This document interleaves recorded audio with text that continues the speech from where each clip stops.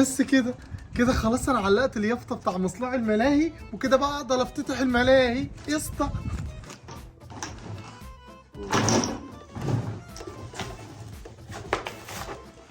بعدين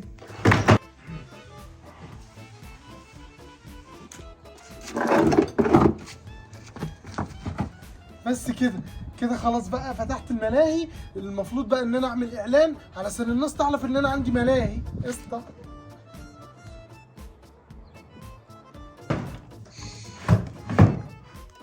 يا خبر، ايه ده؟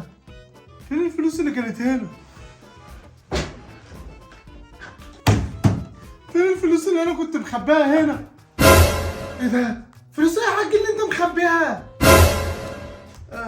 ده الفلوس يا حاجة اللي كنت هجيب لك بيها الهدية بتاعت الفالنتاين.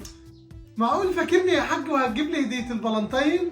ايوه طبعا يا حاجة فاكرك. ده انت في قلبي. المشكلة ان الفلوس مش لاقيها.